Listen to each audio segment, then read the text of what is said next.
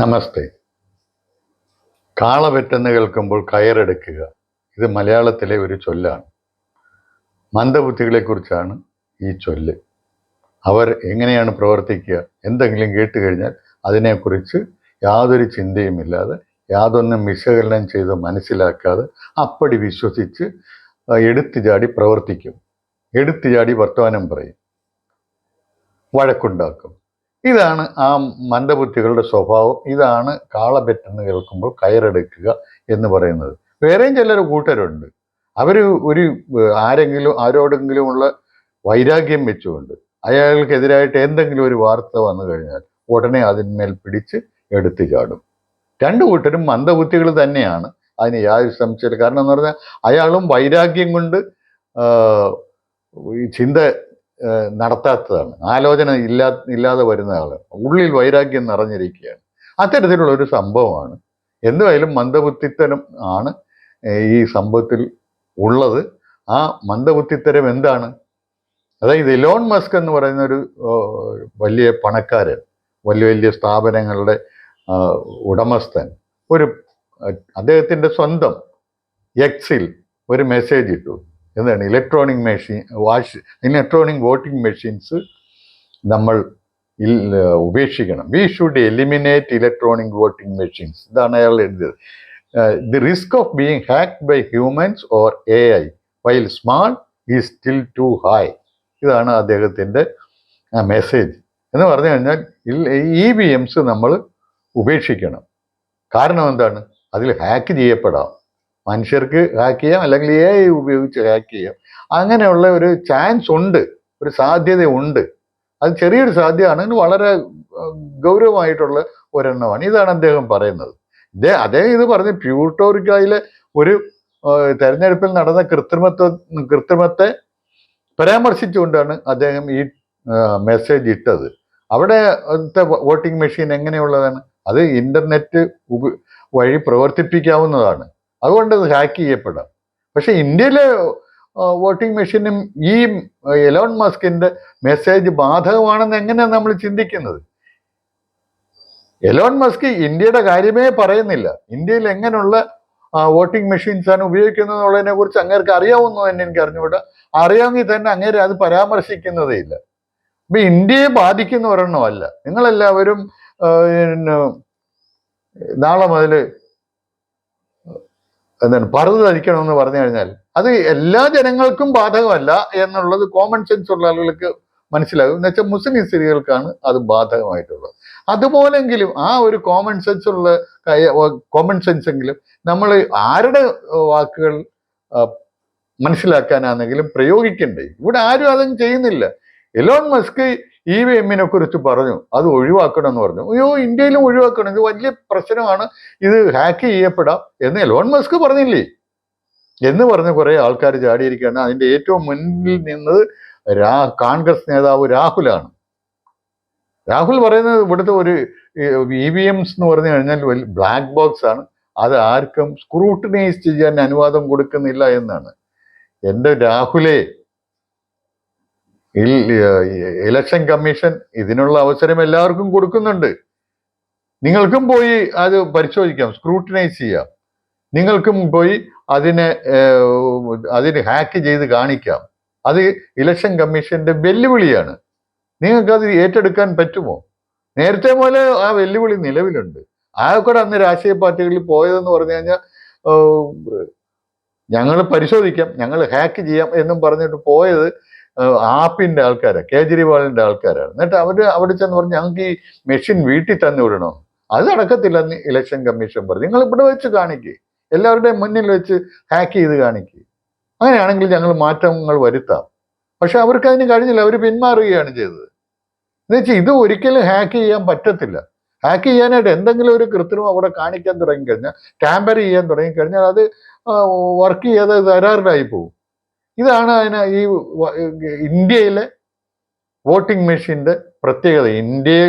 ഇന്ത്യക്കാർ തന്നെ ഡിസൈൻ ചെയ്ത് ഇന്ത്യയിൽ തന്നെ ഉണ്ടാക്കുന്ന ഒരു കേന്ദ്ര ഗവൺമെന്റ് സ്ഥാപനത്തിൽ തന്നെ ഉണ്ടാക്കുന്ന ഉപകരണങ്ങളാണ് ഈ Indian electronic voting machines, EVM എന്ന് പറയുന്നത്. അതിനകത്ത് ഒരു ഇന്റർനെറ്റും സംവിധാനങ്ങളും ഇല്ല. ഇന്റർനെറ്റ് കൊണ്ട് അതൊന്നും ഓപ്പറേറ്റ് ചെയ്യാൻ പറ്റത്തില്ല. അതുപോലെ തന്നെ അതിനൊരു പിന്നെ ബ്ലൂടൂത്ത് കൊണ്ടും പറ്റത്തില്ല. ഇതൊക്കെ വളരെ വ്യക്തമായിട്ടുള്ള കാര്യങ്ങളാണ്. സർക്കാർ സംവിധാനം ഇലക്ഷൻ കമ്മീഷൻ ആവർത്തിച്ച് പറഞ്ഞിട്ടുള്ളതാണ്, വെല്ലുവിളിച്ചിട്ടുള്ളതാണ്. അതിനൊന്നും ആരും പോകാതെ ഇപ്പോൾ എവിടെങ്കിലും ഇരുന്ന് ഒരാൾ പറഞ്ഞു കഴിഞ്ഞാൽ ഈ നമ്മുടെ രാജ്യത്തെക്കുറിച്ചോ നമ്മളുടെ ഈ രാജ്യത്തുള്ള സ്ഥാപനങ്ങളെക്കുറിച്ചോ യാതൊരു വിശ്വാസവും ഇല്ലാതെ ഉള്ളിൽ ഇന്ത്യയെക്കുറിച്ച് വെറുപ്പും വെച്ച് നടക്കുന്ന ആൾക്കാർ, അവരാണ് ഇതിനെതിരായിട്ട് ചാടുന്നത്. അവർക്ക് ഇന്ത്യയെക്കുറിച്ചോ ഇന്ത്യൻ സ്ഥാപനങ്ങളെ കുറിച്ചോ യാതൊരു മതിപ്പുമില്ല. എന്ന് മാത്രമല്ല, വിദ്വേഷം കൊണ്ട് നിറഞ്ഞു തുളുമ്പുകയാണ് അവരുടെ മനസ്സുകൾ. അവർക്ക് എന്ത് കിട്ടിയാലും എതിരായിട്ടേ അവർ മനസ്സിലാക്കുകയുള്ളൂ. എന്നിട്ട് ആ എതിരായിട്ട് വർത്തമാനം പറയുകയും പ്രവർത്തിക്കുകയും ചെയ്യുക. ഇന്ത്യ നശിച്ചു പോകണമെന്നുള്ളതാണ് അവരുടെയൊക്കെ ആഗ്രഹം. അത് നടക്കുന്നില്ല എന്നുള്ളതിന്റെ നിരാശയിലാണ് ഇവരെല്ലാം നടക്കുന്നത്. കേരളത്തിൽ തന്നെ മലയാളത്തിലെ ഒരു ചാനൽ പോലും അങ്ങനെ ആ രീതിയിലാണ് ഇതിനെയൊക്കെ അവതരിപ്പിക്കുന്നത്. ഇങ്ങനെ ഒരു ഈ ക്ഷുദ്രത്വം എന്ന് പറയുന്നത് രാഷ്ട്രീയത്തിലും മാധ്യമങ്ങളിലും പടർന്നു പിടിച്ചിരിക്കുകയാണ്. ഇവരെ ഭാരതത്തെ സ്നേഹിക്കുന്ന ആളുകൾ ഇവരെ സൂക്ഷിക്കണം. ഇവരുടെ വാക്കുകൾ ഒരിക്കലും വിശ്വസിക്കരുത്. ഇവർ വലിയ ദോഷമാണ് നമ്മുടെ രാജ്യത്തിന് വരുത്തിക്കൊണ്ടിരിക്കുന്നത്. ഇവിടെ മാത്രമല്ല, വിദേശത്ത് പോയി ഇവർ ഭാരതത്തെക്കുറിച്ച് ദുഷ്പ്രചാരണം നടത്തിക്കൊണ്ടിരിക്കുന്നു. വിദേശികൾ പറയുന്നതാണ് ഇവർക്ക് വേദവാക്യം. ഇങ്ങനെ കുറെ ആൾക്കാർ ഇപ്പോഴും രാഹുലിന് ഇലക്ഷൻ കമ്മീഷനെ സമീപിക്കാം, ഞാനൊന്ന് സ്ക്രൂട്ടിനൈസ് ചെയ്യട്ടെ എന്ന് പറഞ്ഞാൽ അവർ സമ്മതിക്കും. വെല്ലുവിളിക്ക് ഇപ്പൊ ഒരു കേസുണ്ടല്ലോ, കേസിന് സുപ്രീം കോടതി പറഞ്ഞ എന്താണ്, നിങ്ങൾ ഇവിടുത്തെ സ്ഥാപനങ്ങളെ കുറച്ചെങ്കിലും വിശ്വസിക്കൂ, ഇലക്ഷൻ ഞങ്ങൾ തടയത്തില്ല, നിങ്ങൾ കുറച്ചെങ്കിലും വിശ്വസിക്കൂ, തെറ്റുകളുണ്ടെങ്കിൽ നമുക്ക് തിരുത്തിക്കാം. എന്തെങ്കിലും ഒരു ഒടക്കോ ന്യായങ്ങളും ചില നിസാര കാര്യങ്ങളും പറഞ്ഞിട്ടാണ് ഇപ്പോൾ സുപ്രീം കോടതി പോയിരിക്കുന്നത്. അതെന്ന് വെച്ചാൽ ഇത് ഓരോ ബൂത്ത് വൈസ് ഡീറ്റെയിൽസ് ഉടനെ കൊടുക്കണം, ഇത്ര നേരം കൊടുക്കണം, അങ്ങനെ ഇങ്ങനെ എന്നൊക്കെ പറഞ്ഞിട്ട് അതൊക്കെ വെറും നിസാരമായിട്ടുള്ള കാര്യങ്ങളാണ്. ഇതിനകത്ത് വോട്ടിന്റെ നമുക്കൊരു കോമൺ സെൻസ് ഉണ്ടെങ്കിൽ, പ്രാഥമികമായിട്ടുള്ള ഒരു ചെറിയ വിവരം ഉണ്ടെങ്കിൽ നമുക്ക് ഇതിനകത്ത് സംശയിക്കേണ്ട ഒരു കാര്യമില്ല. കാരണം എന്ന് പറഞ്ഞാൽ നമ്മൾ ചെയ്യുന്ന വോട്ട് അപ്പോഴത്തന്നെ നമുക്ക് തെളിഞ്ഞു കാണുകയാണ്. VVPAT നമുക്ക് തെളിഞ്ഞു കാണാം.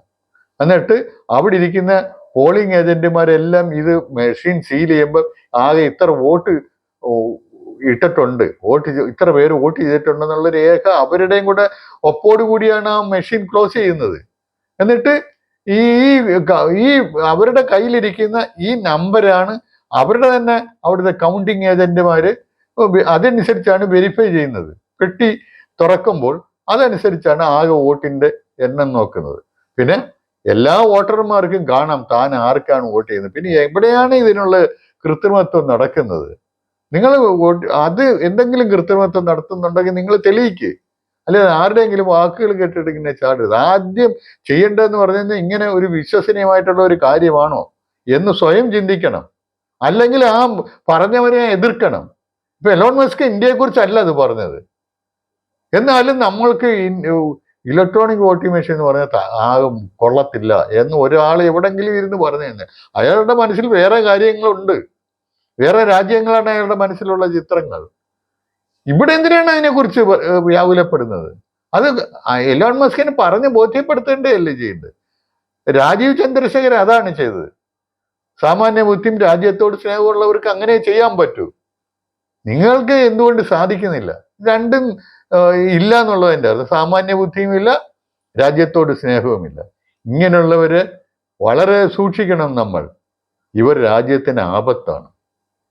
അവർക്ക് അധികാരം കിട്ടുന്നത് വരെ അവരിങ്ങനെ ആപത്ത് കളിച്ചുകൊണ്ടിരിക്കും. അവർക്ക് അധികാരം കിട്ടിക്കഴിഞ്ഞാലോ നമ്മുടെ ശത്രുക്കളുമായിട്ട്, നമ്മളെ നശിപ്പിക്കാൻ നടക്കുന്ന ആൾക്കാരുമായിട്ട് ചങ്ങാത്തം കൂടി ഇന്ത്യയെ നശിപ്പിച്ച് കെട്ടുകെട്ടിക്കും, നാറാണക്കല്ലാക്കും. ഇതാണ് ഇവരുടെ ഈ കാളപെറ്റെന്ന് കേൾക്കുമ്പോൾ കയറടയ്ക്കുന്ന ഈ വിദ്വാന്മാരുടെ രീതി, അവരുടെ സ്വഭാവം അതാണ്. അവരെ ബഹിഷ്കരിക്കുക. അതാണ് എനിക്ക് പറയാനുള്ളത്.